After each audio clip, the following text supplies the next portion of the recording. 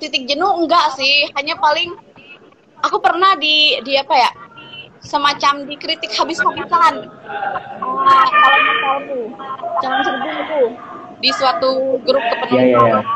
Dan itu membuat aku down banget sampai aku nggak lanjut kerja lagi dan alih ke puisi, karena di puisi aku justru dipuji-puji gitu. Ya, ya, ya, ya.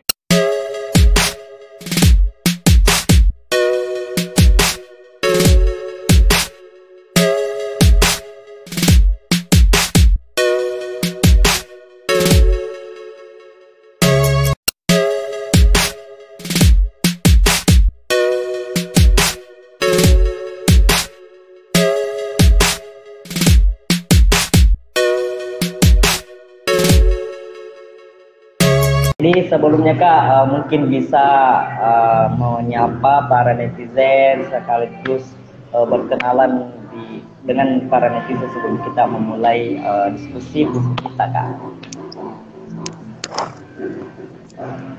Iya, Assalamualaikum warahmatullahi wabarakatuh.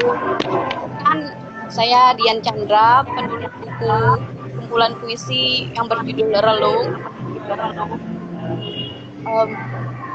Pada sore ini saya akan menjabarkan isi dari buku saya tersebut.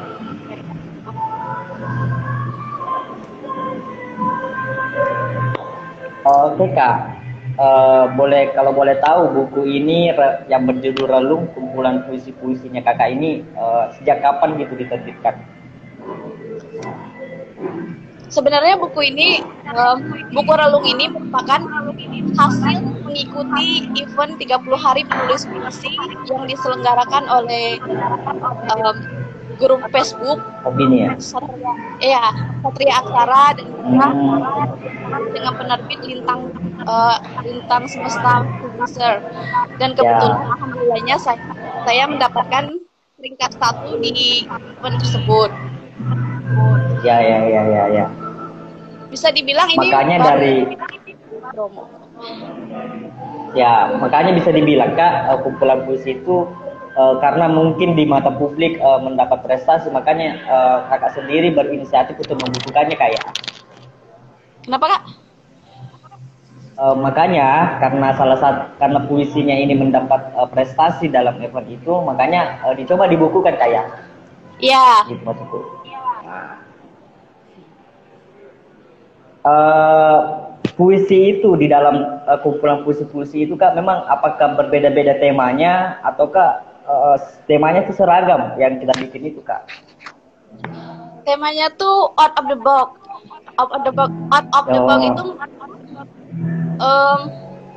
saya himpun. Jadi beda gitu puisinya dari yang lain. Kalau yang lain kan temanya udah umum. Kalau ini temanya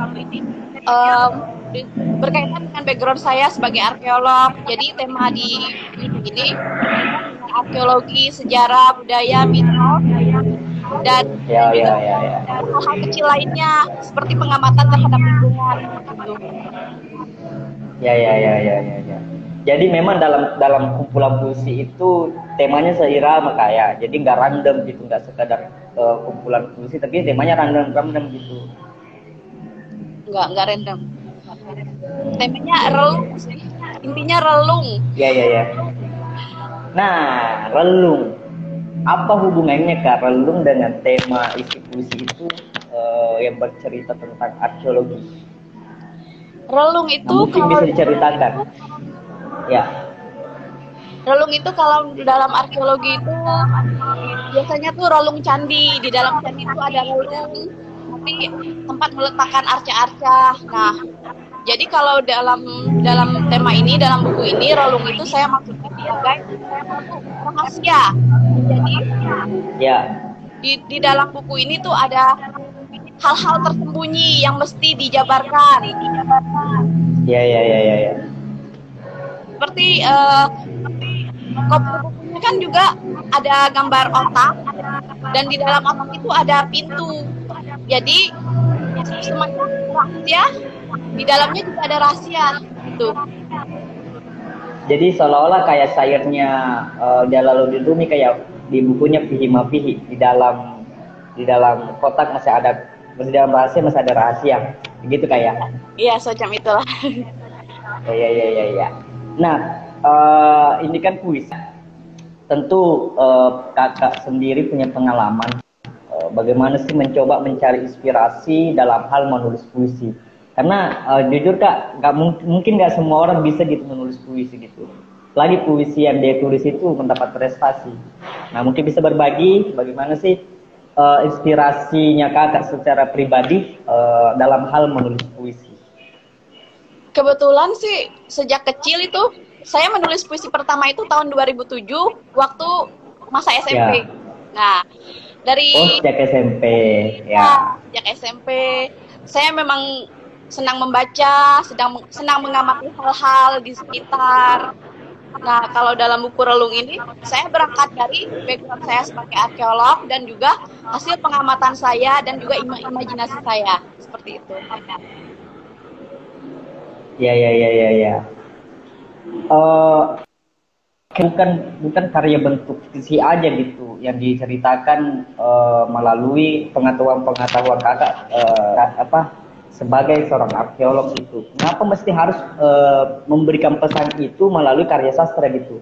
Nah ini kan pasti ada sesuatu yang menarik nih. Kenapa mesti harus memilih puisi menyampaikan informasi-informasi tentang arkeolog itu atau menyampaikan pesan-pesan yang mau disampaikan sebagai arkeolog gitu? Ya supaya dibaca sama masyarakat awam, apalagi yang sastra, biar mereka mengenal apa aja budaya itu ada apa aja, arkeologi itu apa aja yang termasuk ke dalam arkeologi. Misalnya ini aku bikin judulnya Kuzeri Kota Kapur atau beberapa candi. Jadi mereka Oh, jadi mencoba menyampaikan hal-hal yang berbau arkeolog dalam bentuk karya sastra puisi kayak. Ya, hal-hal seperti itu. Ya, dengan harapan kan orang kalau baca karya puisi itu kan kadang suka sayur-sayurnya. Jadi kita mencoba menyampaikan informasi tentang arkeologi itu yang melalui karya-karya sastra kayak. Jadi kita tidak boleh monoton melalui karya-karya buku-buku non fiksi aja gitu kayak. Iya. Ya, menarik. Nah, kalau boleh tahu kak, sejak kapan kakak menggeluti dunia tulis menulis? Dunia puisi? Kan sudah saya katakan. Dunia profesi kak. Sejak kapan kakak? Oh berarti sejak SMP. Mulai sejak SMP sudah menggeluti ya namanya menulis gitu kak, kegiatan menulis gitu. Ya, hanya belum disebar, paling cuman di koran pun cuman cerpen, koran lokal. Ya.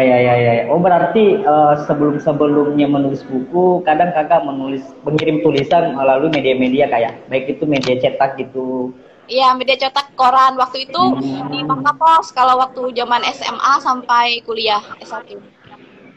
Oh jadi memang minat menulis ini sudah ada sejak SMP dan SMA kayak. Nah, kan saat ini kakak selain profesi karir publik juga saat ini kan berkarir di wilayah domestik atau sebagai ibu rumah tangga nih. Nah, peran keluarga menyikapi minat bakatnya kakak ini bagaimana kak? Ya, peran keluarga tentu penting ya, sangat penting banget untuk karir menulis saya ini. Misalnya saling berbagi tugas lah. Berarti keluarga tidak menghalangi. Ya. Berarti sebelum dan setelah menikah itu pun aktivitas menulis ternyata tidak menghalangi itu kayak. Ternyata suami juga ini memberikan dukungan gitu. Iya. Dalam menggeluti profesi itu menulis ini ya. Karena biasa tuh kayak ada orang di masa remaja, di masa sendirinya, singlenya, dia kan kadang punya hobi menulis, namun ternyata kegiatan menulisnya itu mandek setelah berkeluarga. Nah mungkin bisa kak berbagi tips nih kak ya, sebagai ibu rumah tangga yang menggeluti profesi menulis sebelum menikah dan masih menggeluti profesi menulis setelah menikah. Justru saya sewaktu lajang, sewaktu zaman S1 itu kayak kayak malu gitu loh menyebarkan tulisan, mengirimkan tulisan saya. Paling hanya cerpen di media lokal kayak Bang Kapos gitu. Nah, ketika menikah kan masa pandemi tuh, pandemi yang tahun 2020 kemarin. Nah, saya bingung di rumah ngapain, S2 juga udah selesai kan. Jadi nulis daripada nggak ngapa-ngapain di rumah hanya ngomong anak, mengurus rumah. Toh suami juga mendukung sih selama tidak mengabaikan anak. Ya. Jadi profesi menulis ini selama kita nggak mengabaikan tugas dan tanggung jawab kita ya Kak ya sebagai seorang istri dan ibu rumah tangga Kak ya. Intinya tuh komunikasi. Motivasi kakak sebagai penulis apa Kak? Apa sih yang menjadi motivasinya kakak? Semangatnya kakak itu kenapa memilih menjadi seorang penulis? Mengapa memilih menggeluti dunia kegiatan menulis gitu? Kalau dulu sewaktu single mungkin motivasi saya tuh, wah saya pengen terkenal melalui tulisan saya. Saya pengen ide-ide saya tuh diketahui umum. Nah kalau sudah punya anak itu beda lagi. Saya pengen nggak hanya sekedar jadi IRT. Saya ingin mempunyai tulisan yang bermanfaat yang mungkin suatu saat bisa dibaca anak saya, bisa dibaca orang lain, dan orang lain mengambil hikmah dari hal-hal tersebut. Ya. Berarti menggeluti dunia tulis menulis adalah bagaimana kita sebagai manusia itu punya ruang kebermanfaatan kayak untuk kepada sesama ya, minimal generasi kita kayak kalaupun nggak bermanfaat di mata publik ya minimal generasi kita kayak artinya anak dan cucu kita ke depan. Ya. Berarti ya menulis itu kegiatan mengabadikan nama kayak sehingga di setiap zaman kita selalu hidup gitu. Seperti penulis-penulis ya almarhum mungkin saat ini kayak yang namanya masih harum karena karyanya masih dibaca oleh banyak orang Kak. Siap. Keren Kak, keren. Menulis relung ini sebagai kumpulan puisinya kakak atau antologi puisinya kakak sudah berapa lama loh Kak waktu yang dibutuhkan untuk menulis proyek itu? Hanya nggak sampai 30 hari sih karena emang eventnya itu cuma 25 harian. Berarti di dalam puisi ini berapa? Ada sekitar 33 judul. 33 judul yang itu memang murni kumpulan puisi-puisi yang kakak bikin secara pribadi yang bertema arkeologi. Iya, bertema arkeologi dan kawan-kawan. Dan kawan-kawannya ya, siap. Kapan kakak memulai menulis puisi gitu? Apakah sejak SMP ataukah nanti pandemik baru memulai menulis puisi gitu? Jadi saya tuh punya buku kumpulan puisi dari sejak SMP sampai semester 2 kuliah S1. Sudah ada bukunya. Judulnya Lalu. Jadi buku puisinya kakak sudah banyak kayak. Berarti kakak memang dari dulu sudah suka menulis puisi kayak. Iya. Biasanya loh Kak, kalau seorang penulis puisi itu penyair itu ya biasanya orang-orangnya romantis gitu. Itu kata orang segitu. Kalau diakumulatifkan semua puisi kakak tulis sejak SMP sampai sekarang itu sekitaran berapa Kak puisinya kakak? Ratusan. Kalau di buku lalu itu ada ratusan apa ya? Ratusan kalau di buku lalu. Ya, pilihan sih saya pilihin dari 2007 sampai 2012 kalau di buku lalu. Berarti sudah banyak. Berarti puisi yang kakak bikin itu sudah banyak kayak hanya saja untuk dibukukan diseleksi mana yang menurutnya bagus gitu. Ya oke Kak, siap. Lagi dari zaman kuliah dari zaman 2014 sampai menikah 2017. Itu nanti ada lagi OTW terbit. Apa itu Kak? Itu juga buku kumpulan puisi. Itu khusus spesial untuk suami sih. Iya iya iya. Iya. Jadi kado hadiah untuk suami Ya, kayak sih. kebetulan bulan depan anniversary, tapi mudah-mudahan sih segera terbit ya. Ya mudah-mudahan kak suaminya juga nggak lihat video ini karena kapan dia beliau lihat, waduh nanti nggak jadi surprise gitu kak. Oke kak, bisa diceritakan kak bagaimana pengalaman kakak awal mula menulis? Kan biasanya itu Rangka kalau mau menulis itu biasanya rasa malunya tinggi, rasa takutnya nggak dapat pembaca tinggi. Akhirnya apa? Ya akhirnya dia nggak menulis gitu. Nah mungkin bisa menceritakan nih kak, awal mulanya kakak sejak SMP menulis gitu. Apakah memang juga pernah merasakan malu, takut gitu? Dan bagaimana cara kakak mengatasi itu ya gitu kak? Kalau dulu kan, kalau dulu nulis ya nulis, hanya tidak dipublikasikan untuk puisi. Karena mungkin apa sih puisinya alay, kayaknya alay deh. Puisi Ya zaman ya itu ya ya. Ya. mungkin alay, tapi ternyata pas aku baca lagi kok nggak alay sih, dan banyak yang bilang puisinya maknanya dalam. Pada saat itu menulis puisinya kak diarsipkan di buku harian atau diarsipkan dalam di laptop misalnya ataukah bagaimana gitu kak?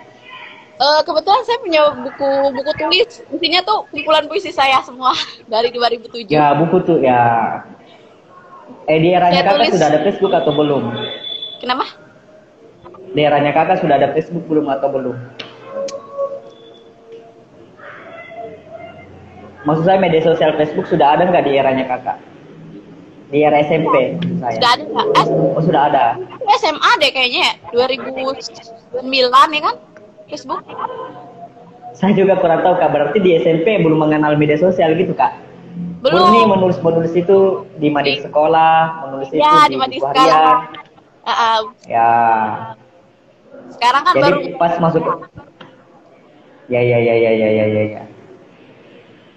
Jadi memang pada awalnya itu kayak ada juga sih rasa malu kadang kalau menulis puisi itu takutnya dikatakan ih lebay, itu ya, Iya. Kak, ya. Kalau nah Hanya perasaan. cara mengatasi hal itu kak sehingga masih tetap melanjutkan ya udah ngapain gue ngurus gitu kata orang gitu biarpun dia katakan lebay apa sih menjadi motivasi gitu kak ya kenapa masih apa ya mengatasi pandangan orang menilai kita orang lebay saat menulis puisi itu gimana kak? Kenapa kak? Maaf, putus. Mengatasi pandangan orang yang menilai kita itu orang lebay saat menulis puisi itu gimana kak? Oh, kalau sekarang sih ya bodo amat. Ini karya saya. Ya. Karena saya sekarang menganut Licentia Poetica. Jadi ya. terserah pemuisinya mau seperti apa pemuisinya. Kalau dulu kan ya. Artinya siap.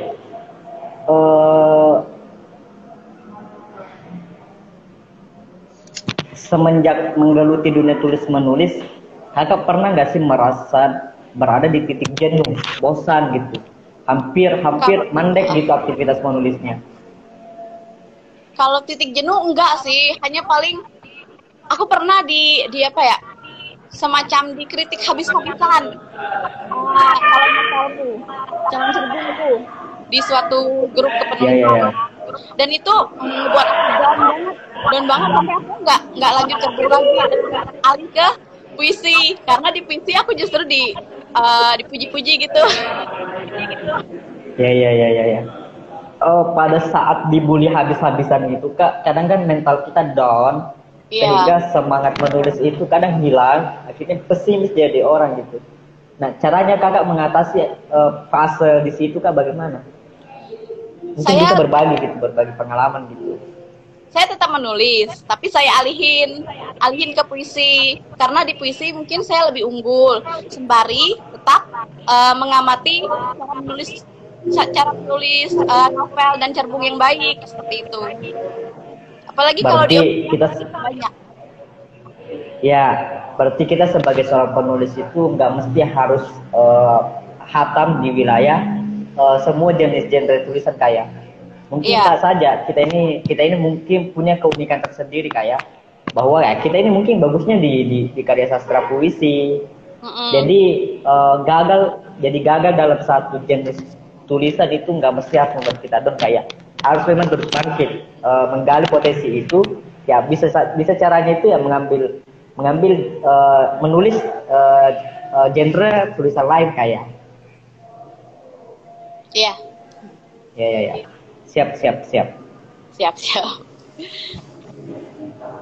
Nah, ada nggak pengalamannya kakak selama semenjak menggeluti dunia tulis menulis, ada nggak pengalaman yang berkesan dari kakak itu yang mungkin kakak nggak pernah lupa? Yang berkesan. Yang berkesan tentu saja saat menang event.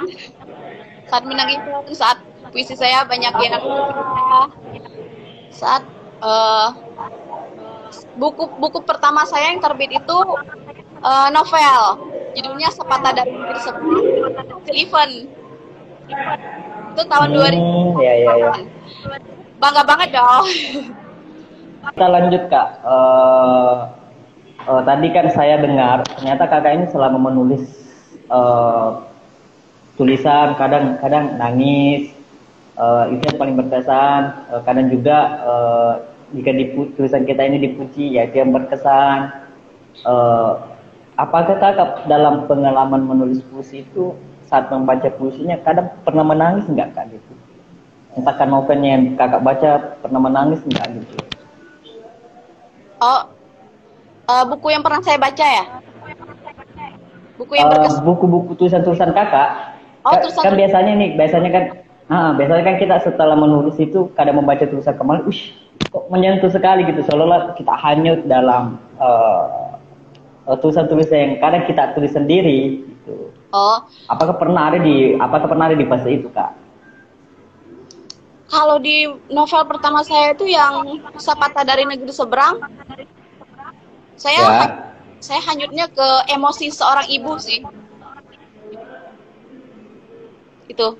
Karena perangnya di buku novel itu, ya kak, iya, lanjut kak.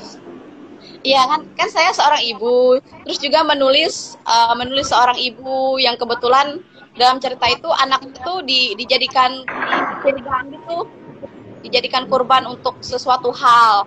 Nah, sebagai seorang ibu tentu marah dong. Nah, jadi saya juga mendapatkan emosi tersebut. Iya. Mungkin saya nggak paham emosinya karena saya bukan seorang ibu kak.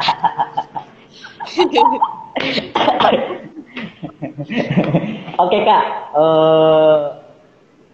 apakah kakak secara pribadi punya idola penulis? Mungkin sih kayak kita ini yang kadang suka baca buku, kadang itu kita suka satu penulis buku gitu ya kita jadikan idola gitu. Ada nggak kak? Secara khusus enggak sih, saya suka semua tulisan, semua cerita. Ya. Tapi yang pasti sih di dalam otak saya tuh sewaktu kecil tuh sering didongengin mama. Jadi mungkin saya lebih mengidolakan mama saya sih sewaktu dia bercerita. Sewaktu saya masih dibandingkan dengan penulisnya. Ya. Kalau buku puisi yang pernah dibaca itu ke apa? Banyak sih, saya suka semua karya puisi dari banyak senior. Salah satunya kak? Ya, Sapardi kan, Rendra, Khairil Anwar, saya baca semuanya. Untuk pengetahuan sih, biar gaya berpuisi saya tuh bertambah gitu kan. Nggak monoton nggak monoton kayak puisi zaman SMP gitu. Jadi lebih ada ruhnya gitu dalam puisi kan. Kayak puisinya Sapardi, Djoko Pinurbo kan mereka unik kan. Saya pengen seperti itu. Ya gayanya kadang bercerita gitu. Dikeunikannya di situ. Biasanya nih kayak saya pribadi kadang menulis puisi bisa, tapi membacanya enggak, kadang nggak bisa gitu membacanya. Nah, kalau kakak sendiri, apakah kakak bisa juga berpuisi melalui karya puisi kakak sendiri yang tulis? Gimana maksudnya? Maaf, potong terus. Biasanya kan gini kak, biasanya kan ada orang yang punya bakat bisa membaca puisi, artinya bisa menjiwai puisi yang dia baca. Halo kak, sudah jelas nggak kak?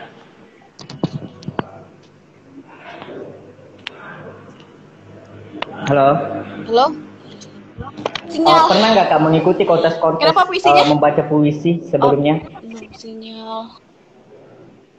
Pernah nggak mengikuti kontes-kontes puisi sebelumnya kak? Kontes puisi zaman SMP pernah. Kontes yang membaca puisi gitu ya? Pernah sekali doang.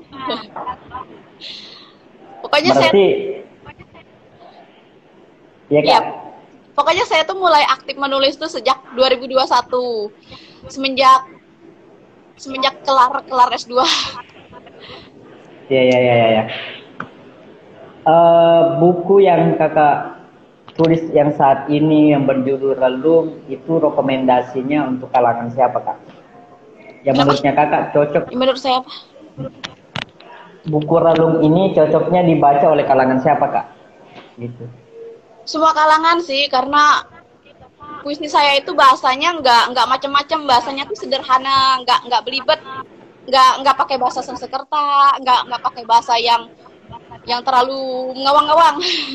Jadi puisi saya tuh ya ibu, saya tulis ibu, nggak saya tulis bunda begitu. Jadi semua orang tuh bisa menikmati. Mungkin anak saya yang bisa baca juga mungkin bisa. Bisa mungkin nggak bisa.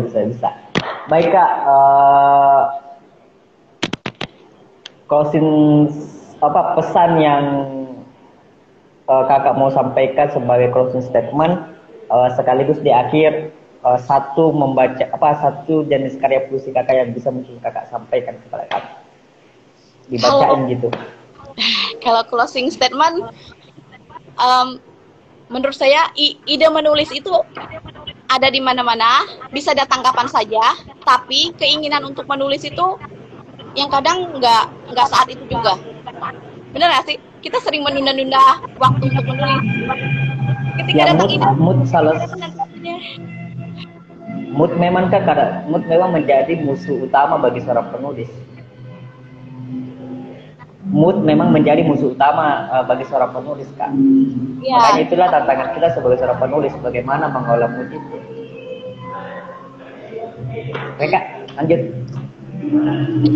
Mungkin ada pesan yang mau disampaikan. Ada pesan yang mau disampaikan kepada teman-teman yang melihat video ini, yang mungkin mau menjadi seorang penulis itu, khususnya penulis buku puisi. Kenapa? Mungkin ada pesan yang mau disampaikan kepada teman-teman yang saat ini melihat video ini, yang mungkin punya cita-cita ingin menjadi seorang penulis buku puisi. Penulis buku puisi ya? Ya, mungkin ada pesan kak mau disampaikan. Halo, jika kalian menyukai puisi dan ingin menulis puisi, bisa mulai dari hal-hal kecil. Kayak kalian melihat sepatu, kalian bisa tulis sepatu itu apa, kegunaannya apa, seperti itu. Hal-hal kecil, nggak harus yang sampai menggunakan bahasa yang terlalu berlebihan lah, yang orang awam. Kata-kata sederhana, tapi tersampaikan hal yang itu. Jadi puisinya tuh ada ruh. Saya tuh nggak pernah menggunakan kata-kata yang terlalu akademis. Enggak, saya menggunakan kata-kata yang sederhana. Tapi alhamdulillah saya sudah 4 kali menang di event puisi.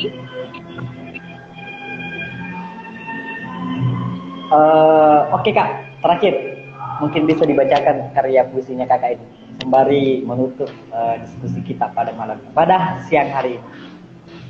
Ya, ini saya eh, baca puisi di salah satu buku relung, di salah satu judul dalam buku saya. Ini tentang pengamatan sehari-hari saya terhadap jalan. Jadi dari jalan pun kita bisa dapat inspirasi loh, seperti ini ya. Lalu lintas di lintas waktu. Aku memacari nasib dan menikahi yang lalu berbulan madu di jalan-jalan, melihat orang-orang bersuap foto di pinggir jalan, anak kecil berwajah sedih yang berjongkok di badan jalan, nenek mengasuh anak-anaknya, menyuapinya harapan agar tak serupa anak perempuannya yang pilu selalu. Warung-warung bakso yang sesak dikejar semaunya keinginan, lapar, rakus, pamuk, dendam, dan liur yang menetes-netes. Sebab ingin, sebab terpesona, sebab menggemar pohon jambu, air yang keliling menikmat musiman. Pertengkaran dua pengemudi yang berebut lalu. Ibu yang menjunjung nampan, menjual butir-butir lelah yang mencerita balik tiang, pelipis dan kehidupan. Dan keramaian lalu lalang pengguna jalan yang mengacaukan pandang, yang menyerupai kebisinan di malam. Lekas digenggam takdir, meminta basa-basi kehidupan. Lintas waktu, aku yang paling berbahagia. Saya memang nggak terlalu wah gitu kalau baca puisi. Artinya keren loh Kak, artinya dia mengandung makna kritik sosial di dalamnya juga yang Ya. kita coba rasakan keresahan seorang pembaca. Kalau saya lihat keresahan seorang penulis dituangkan dalam bentuk puisi itu, melihat fenomena di jalanan pada saat itu keren loh Kak, keren. Baik Kak, terima kasih sudah meluangkan waktunya bergabung di live streaming kita kali ini. Jika misalnya mungkin Kak ada yang ingin memesan buku relung ini, caranya gimana Kak? Mungkin bisa sampaikan caranya gimana gitu? Silakan kontak saya di IG ini atau di WA saya di 0812 89 46 2241. Jadi Ada bisa menghubungi akun Kakak melalui akun medsos itu Kak ya. Ya. Apakah saat ini sudah PO Kak ya, pre-order Kak ya bukunya? Ya, siap. Baik Kak, sekali lagi kami di IMB yang mengucapkan banyak terima kasih Kak sudah berbagi pengalaman, berbagi inspirasi dengan kami seputar bagaimana dunia tulis menulis khususnya puisi.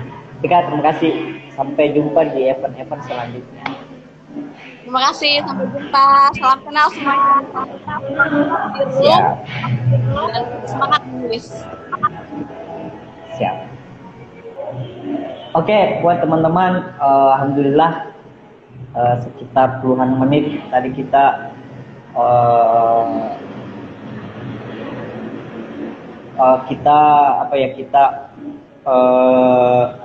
berdiskusi bareng dengan Kak Dian Chandra, salah satu atau penulis buku penulis buku dengan judul Relung.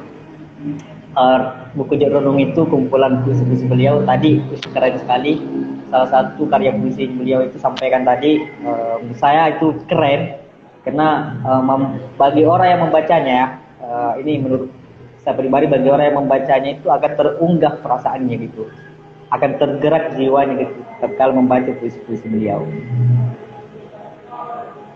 Baik, saya ingin menutup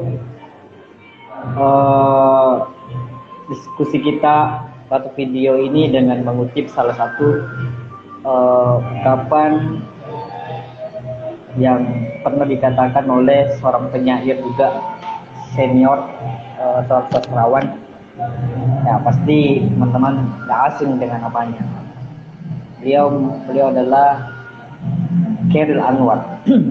Dalam sajaknya beliau pernah berkata, ada yang berubah, ada yang bertahan, karena zaman tak bisa dilawan. Yang pasti kepercayaan harus diperjuangkan. Saya Hamka, pamit undur diri. Assalamualaikum warahmatullahi wabarakatuh.